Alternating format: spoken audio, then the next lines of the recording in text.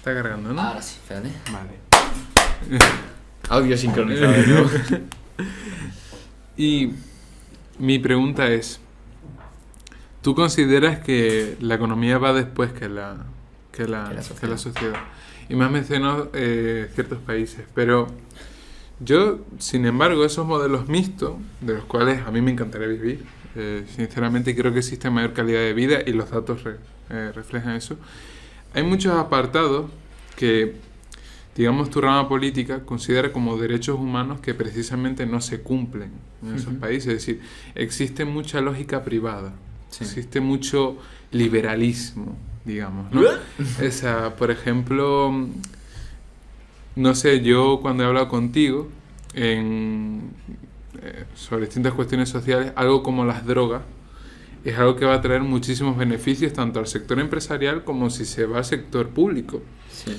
Pero tú estás muy en contra. Sí, porque es cierto que trae muchos beneficios a papá Estado, trae muchos beneficios al sector público, al sector privado, pero trae muchos inconvenientes y muchos problemas para el sector humano, que considero que eso va bastante por encima del resto. Yo particularmente con esas limitaciones que tú haces, que en un sentido racional yo las comprendo.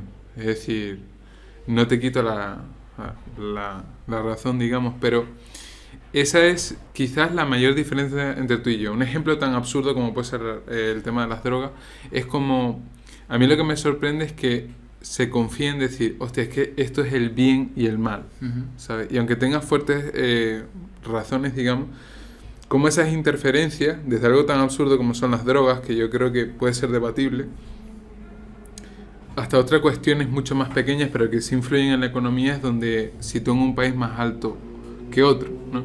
Pero a mí es lo que me llama la atención, porque a mí sinceramente, sobre todo de últimas, me ha generado mucha más simpatía tu visión política, no porque crea que quizás pueda ser lo mejor, sino porque muchas veces digo, he visto tanta fealdad en el mundo, tantas personas que han causado tanto caos, tantas desgracias, que me gustaría pensar, y quiero creer sinceramente, que esos valores que tú defiendes, por los cuales yo te admiro, pues puedan salir adelante.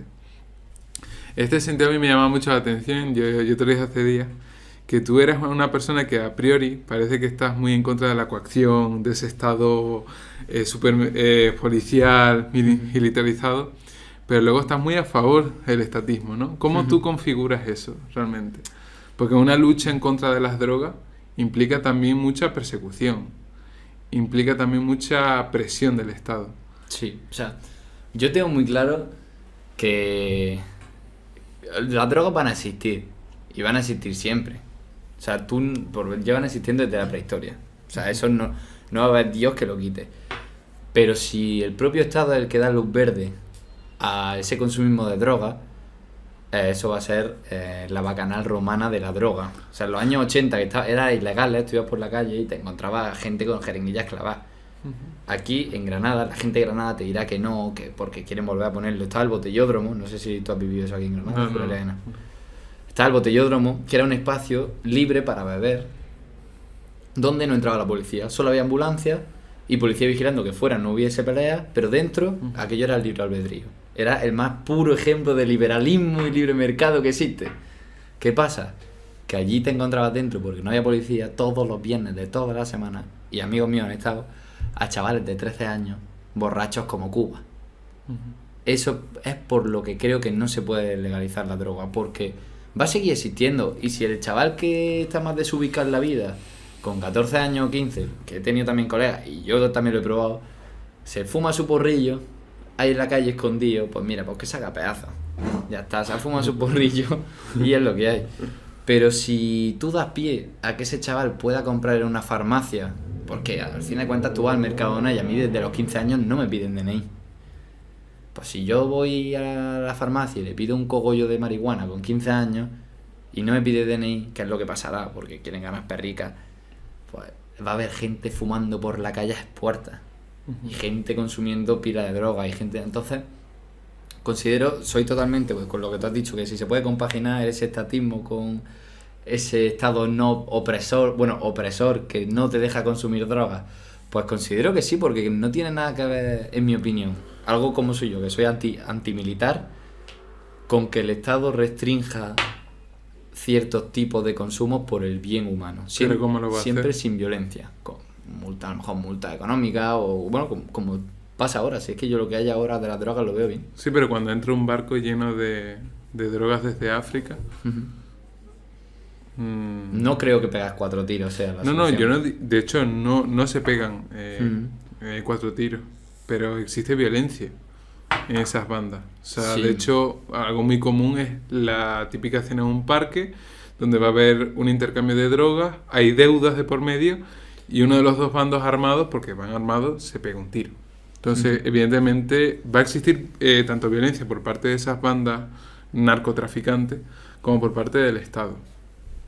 Pero es que considero que el Estado es el que tiene que dar ejemplo de esa antiviolencia. La violencia humana ha existido desde que tú eras tú cavernícola y yo también, y yo quería comerme tu mamut y te pegaba una hostia en la cabeza para comerme tu mamut.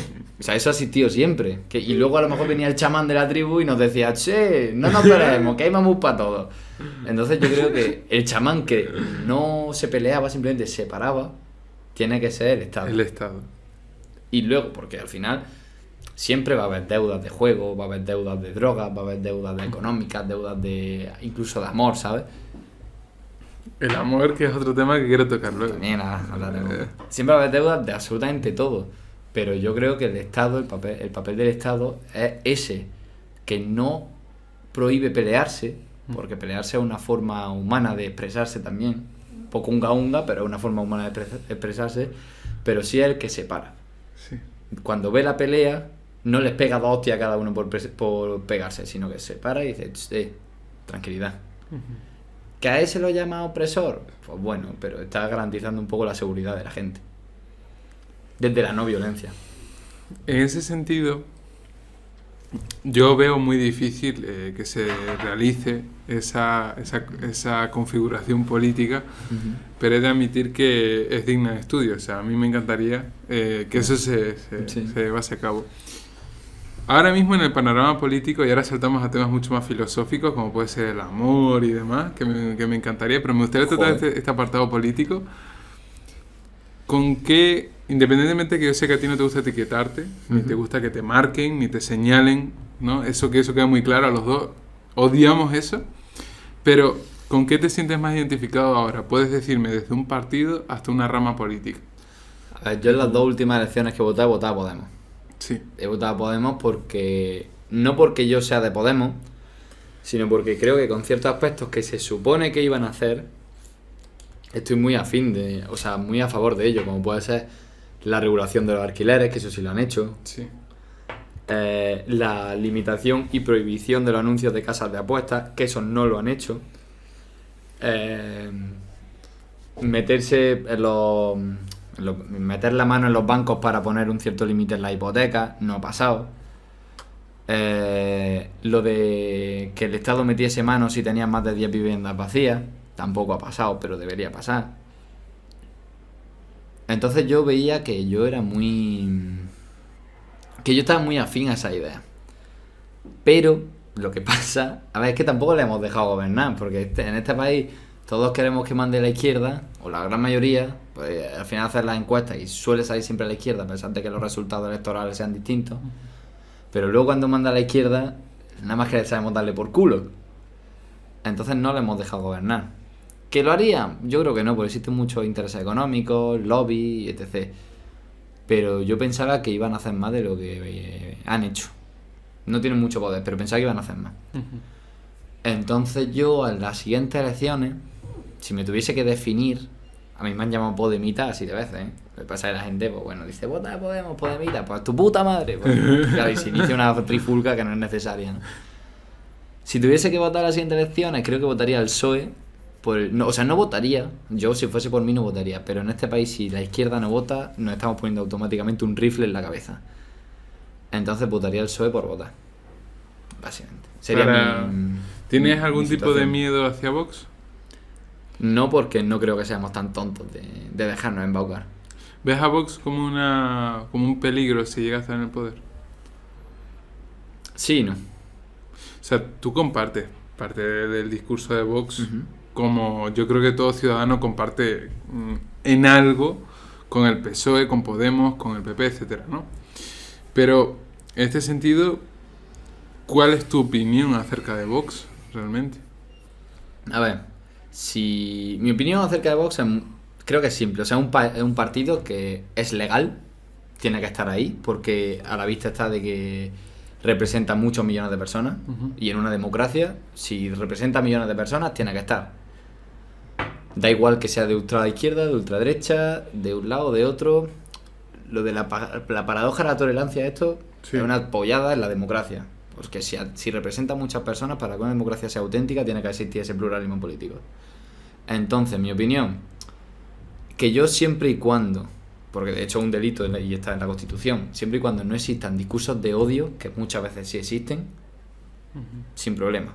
Ahora ya, si existen delitos de odio, sí empezaría a lo mejor a censurarles o a penarles con temas, con multa o con 1 o 2 años de cárcel según lo que digan, depende, ¿no? Entonces, hay ciertos puntos de su programa en los cuales ahora mismo, seguro que si nos paramos a pensarlo, caigo, en los que sí estoy de acuerdo, porque al fin y al cabo son ultraderecha, pero son más sociales que el PP dentro de con los españoles, Sí. para con los españoles, digamos.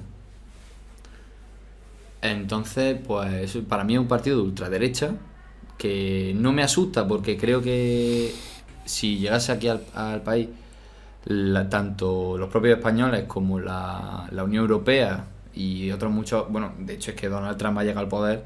Y no Y- se ha visto un fascismo. Exacto, dijo que iba a hacer burradas, que no sé qué, y Abascal son 3/4 partes de lo mismo, pero pobre. O sea, Abascal es un mierda que intenta imitar a Donald Trump, entonces considero que no pasaría nada. Igual que si manda el PSOE, no pasaría nada, o engorda o aumenta la crisis, si mandase Vox, no pasaría nada. La iglesia no va a gobernar, no se va a volver esto un absolutismo. Yo voy a poder seguir diciendo me cago en Felipe, que no va a pasar nada, no voy a decir esto, vayamos a que me encarcelen. Pero no va a pasar nada, la libertad de expresión va a seguir existiendo, las cuentas de Twitter va a seguir existiendo. Y ya está, que a lo mejor hay 5 millones de parados. Pues ahora mismo hay 5 millones de parados y tampoco pasa nada. Que a lo mejor hay 3 millones de parados, pues ole sus huevos, yo qué sé. Son partidos que, bueno, que ya está. Si es que, estando los derechos humanos, la Unión Europea, el Tribunal Europeo de Derechos Humanos, 8.300 polladas burocráticas que hay, y encima que para sacar una ley tienes que hacer 100 y la madre, no va a pasar absolutamente nada. Tratando el tema de Vox, el feminismo. Ojo que me pongo modo Roma Gallardo. ¿Qué decir Eh. el feminismo? Que Roma se ha cortado el pelo, por cierto. Es un mierda, Roma es de aquí, si me ves, mierda. Yo me considero feminista. ¿Feminista? Sí. Explícame tu feminismo. Considero que. De hecho, yo es que creo que estaba ya un poco. Pero aquella noche lo hablamos, no sé si te acuerdas. Yo sí me considero feminista. Le habla de mi fiesta de cumpleaños. Yo Sí, acabé yo bastante no quería mal. decirlo porque acabó un poco ahí Bastante acostado mal, en la sí. cama. Pero considero que el feminismo es un movimiento que busca la equidad entre el hombre y la mujer. Ujú. Equidad que actualmente, a pesar de, como dice Roma, España no es un país machista, pues en su constitución no existe ninguna ley machista. Creo que existe una y creo que en base a la sucesión de la corona, si no me equivoco. La estructura social de España y la estructura política y burocrática de España sí es machista. ¿Por qué? Considero que hay muchos jueces machistas, mucha gente que se encarga de la administración muy chapalantivos machistas, que les quedarán 20 años de vida. Pues esa gente son bueno, no todos, ¿no? Pero esa gente, la mayoría, yo creo que son abuelos que vienen de un tiempo donde mandaba sus cojones y ellos quieren que sigan mandando sus cojones. Entonces, al fin y al cabo son machistas por tradición, no porque ellos lo consideren de otra forma, sino porque lo han educado así. Y son muchos privilegios que ellos han tenido. Pero, tal cual está en nuestro ordenamiento jurídico, que un juez sea racista es bastante irrelevante de hoy. Bueno, Es decir, la ley es interpretativa en muchos casos. se puede interpretar, pero no es como en el ordenamiento jurídico anglosajón, donde sí tienes que estar mucho más pendiente de quién tienes delante. En España sí existe una interpretación mayor de la ley. Sí, bueno, aún así, de todas formas, en el cuerpo de la policía, considero que a los hombres varones policías imponen, por ejemplo, bastante más que las mujeres varones, y mucha gente no se lo toma en serio a las mujeres policías. Y lo considero un error. Y no debería ser así, pero hay millones y miles de casos en los que le dispara una mujer y se la toman por el pito del sereno. Entonces, por ese tipo de cosas, aparte de la brecha salarial, que se supone que es ilegal, pero Para ti sí existe. para mí sí existe. Y negarlo, considero que es ponerse una venda en los ojos, porque hay millones y millones de casos en los que se han dado que existe una brecha salarial. ¿Cómo cuál? El problema de esto es que muchos de ellos son sin contrato, son en B. Entonces el Estado de ahí no tiene culpa. ¿Pero qué sentido tiene pagarle? O sea, ¿tú crees que una persona con dos dedos de frente dice le va a pagar menos porque es una mujer? Pues, sinceramente sí creo que existe gente así, ¿eh? ¿Sí? Creo que sí, por eso considero que el feminismo es un movimiento necesario. Que dentro de unos años quizás no lo sea, y también considero que existen últimamente unas ramas de feminismo las cuales acojonan un poco al hombre, porque creo que se está radicalizando, también es cierto. Pero creo que el feminismo más puro y el feminismo otra vez más humano, el que realmente busca la equidad entre el hombre y la mujer, sí es necesario. ¿Qué pasa? Que esto muchas veces lo he hablado con Fabio y me dice, ya, pero cuando tú buscas la equidad es un término equívoco, porque cuando tú la buscas, ¿qué mide lo que es la equidad? ¿Dónde está el rasero? Porque para lo que para ti está bien, para otra persona está mal, lo que para ti es necesario, para otra persona no. Entonces creo que es un estudio mucho más amplio y mucho mayor que una simple frase como el feminismo es la equidad entre hombre y mujer. No, creo que va mucho más allá. Es que bajo ciertos términos del feminismo se puede llegar a defender incluso el término de, o sea, cosas como las cuotas, tanto en empresas como en el sector público. Las leyes de cuotas, ¿sí? Sí, cuando yo es algo que discrepo totalmente. Yo también. O sea, Pero porque eso no lo veo feminista. ujú. O sea, lo veo que los que dicen que las leyes de cuotas están justificadas son 4 niñas de 20 años que lo han dicho sus amigas y 4 panfletos, como diría Claro. Thorman, parafraseando a Thorman.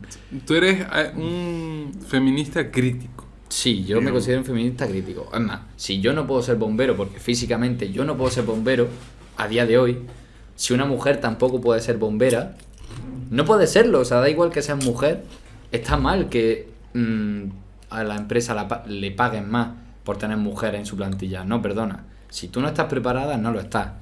Si estás preparada, adelante y tienes las mismas oportunidades que los hombres. Eso es lo que debería ser. Tener las mismas, y que no por ser hombre prefieran a un hombre que a una mujer. Pero, mira, si yo no estoy preparado para ser bombero, no voy a ser bombero. Entonces las leyes de cuotas son una pollada como un castillo. Vámonos a algo más polémico. La ley integral de violencia de género. Ponme un poco más en contexto. ¿Qué opinas de ella? ¿Crees que es no me la he necesario? leído, ¿eh? No, pero en general, ¿crees que es necesaria una ley Sí, que castigue diferente? sí. ¿Por qué? Porque hay muchas más... la ley de violencia de género considero que